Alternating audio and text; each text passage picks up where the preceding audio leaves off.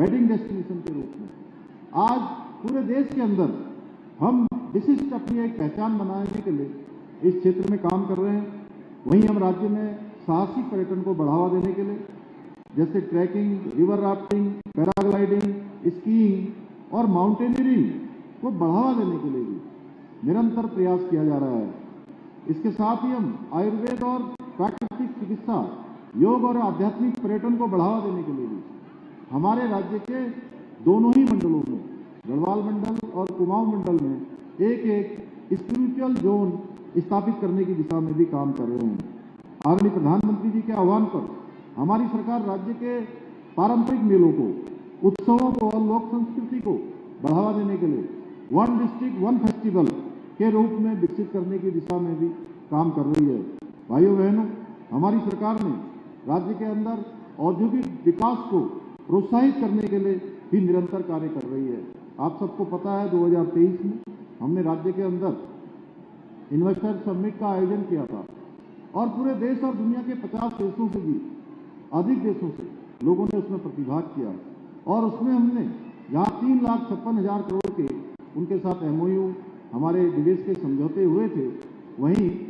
1 लाख करोड़ से अधिक का हमको अभी ग्राउंडिंग करने में भी सफलता प्राप्त हुई है, जो अपने आप में एक बड़ी राशि है। इसके साथ ही हमने अनेक नीतियों में भी हमने परिवर्तन किया है, अनेक नई नीतियां भी बनाई हैं, 30 से अधिक नीतियां भी हमने बनाई हैं। इसके साथ ही हमारी सरकार राज्य में स्थानीय अर्थव्यवस्था और पर्यटन को बढ़ावा देने के लिए भी कई महत्वपूर्ण योजनाओं पर काम कर रही है, चाहे वो एक जनपद दो उत्पाद योजना हो या हाउस ऑफ हिमालय ब्रांड, जिसके माध्यम से आज हमारी राज्य के अंदर बहुत सारे स्वयं सहायता समूह, बहुत सारे स्थानीय उत्पाद बनाने वाले, चाहे वो हस्तशिल्प के क्षेत्र में हो, चाहे वो सिलाई के क्षेत्र में हो, चाहे बुनाई के क्षेत्र में हो या कोई मिलेट से संबंधित हो, उन सभी को आज देश और दुनिया के अंदर व्यापक पहचान दिलाने का काम इसके माध्यम से हो रहा है। इसके साथ ही state millet mission, farm machinery bank, apple mission, नई पर्यटन नीति, नई फिल्म नीति, bed in Uttarakhand, home stay और सौर स्वरोजगार योजना और लखपति दीदी योजना के माध्यम से हम प्रदेश की उल्लेखनीय बढ़ोतरी दर्ज की है, जो अपने आप में हम सबको प्रोत्साहित होने के लिए एक बड़ा आंकड़ा है। इसके साथ ही हमने किसानों की आय वृद्धि करने में भी देश में पहला स्थान प्राप्त किया है। इसके साथ ही युवाओं को रोजगार के अवसर उपलब्ध कराने में भी हम देश के अग्रणी राज्य के रूप में उभर कर सामने आए हैं। इतना ही नहीं, ईज ऑफ डूइंग बिजनेस में उत्तराखंड को अचीवर्स स्टार्टअप रैंकिंग में लीडर्स की श्रेणी प्राप्त हुई है। यही नहीं, नीति आयोग भारत सरकार की 2023-24 की सतत विकास के लक्ष्यों को प्राप्त करने के इंडेक्स में हमारे राज्य को पूरे देश में पहला स्थान प्राप्त हुआ है। हमें जहां पर्यटन क्षेत्र में उत्कृष्ट कार्य करने के लिए best wild life, best adventure destination जैसे राष्ट्रीय पुरस्कार प्राप्त हुए हैं, वहीं सतत पर्यटन के लिए वर्ल्ड रिस्पॉन्सिबल टूरिज्म अवार्ड में 1 to वॉच पुरस्कार भी प्राप्त हुआ है। इसके साथ ही हमारे 4 गांव जखोल, हरसिल, गूंजी और सूपी को देश भर में सर्वश्रेष्ठ पर्यटन ग्राम पुरस्कार भी मिला है। वहीं राष्ट्रीय फिल्म पुरस्कारों में उत्तराखंड को मोस्ट फिल्म फ्रेंडली स्टेट के अवार्ड से भी सम्मानित किया गया है। यह हम सभी के लिए बहुत गर्व का विषय है कि उत्तराखंड के साथ ही 25 वर्ष पूर्व अस्तित्व में आए अन्य 2 राज्य छत्तीसगढ़, झारखंड, जहां हमारे से खनिज संपदा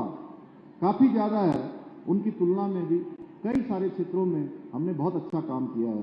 भाइयों बहनों, हम उत्तरकाशी जनपद के समग्र विकास और जनता के कल्याण के लिए अनेक विकास योजनाओं के माध्यम से निरंतर कार्य कर रहे हैं। हम जहां एक और जनपद उत्तरकाशी में हजारों करोड़ रुपए की लागत से विभिन्न मोटर मार्गों सुधारीकरण और उनके पुनर्निर्माण का कार्य कर रहे हैं, वहीं क्षेत्र में स्वास्थ्य सेवाओं को और अधिक सुलभ, सशक्त और प्रभावी बनाने के लिए भी ठोस कदम उठा रहे हैं। आज जहां उत्तरकाशी में 23 करोड़ रुपए से अधिक की लागत से 50 बेड की क्षमता वाले क्रिटिकल केयर ब्लॉक का निर्माण किया जा रहा है, वहीं कुरोला के सामुदायिक स्वास्थ्य केंद्र को उच्चीकृत करके 46 करोड़ से भी अधिक की लागत से उप चिकित्सालय के रूप में विकसित किया गया है। इसके साथ ही मौरी, नौगांव में PSC भवनों का निर्माण भी कराया गया है। यही नहीं, हमने एक और जहां क्षेत्र में प्रत्येक गांव को सड़क से जोड़ने का काम किया है, वहीं ऑल वेदर रोड के अंतर्गत सिलगेरा टनल का निर्माण कार्य भी अंतिम चरण में है, जिसका ब्रेक थ्रू पिछले वर्ष हो चुका है और जल्दी ही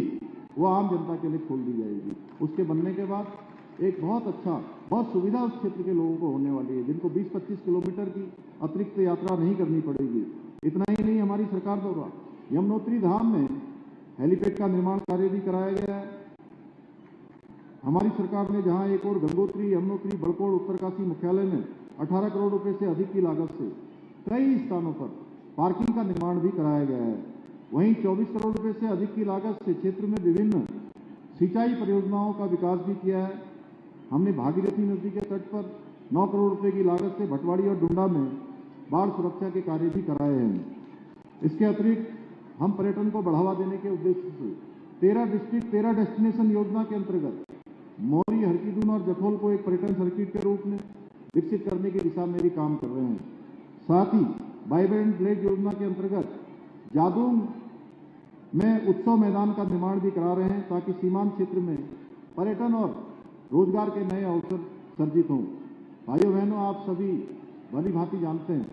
कि प्राकृतिक आपदाओं को रोक पाना संभव नहीं है, लेकिन समय पर की गई तैयारी और त्वरित राहत बचाव कार्यों के द्वारा हम उनके, आप सबको पता है, कुछ लोगों को बहुत दर्द होता है, क्योंकि इन लोगों का उत्तराखंड की संस्कृति और परंपराओं से कोई सरोकार नहीं है। इन सभी लोगों को केवल और केवल अपने वोट बैंक को खुश करने के लिए ये हर काम करते हैं, हर कोई स्टेटमेंट देते हैं। इनको हमारे लैंड जिहाद पर कार्रवाई करने से भी दिक्कत है। जब हम लैंड जिहादियों पर कार्रवाई करते हैं, सरकारी अतिक्रमण मुक्त करवाते हैं, तो उसमें भी इनको परेशानी होती है। इन्हें ऐसा काम करने वाले, अतिक्रमण करने वाले, जिनका कोई नामो निशान नहीं था, कोई अस्तित्व नहीं था, उन पर जब हम कार्रवाई करते हैं तो उस पर तो इनको बड़ी परेशानी होती है। आज जब हम प्रदेश में हरा कपड़ा, नीला कपड़ा, पीला कपड़ा डालकर सरकारी भूमि पर कब्जा करने वालों पर भी कड़ी कार्रवाई कर रहे हैं, तो इसमें भी इनको परेशानी हो रही है। उनका कहना है कि यहाँ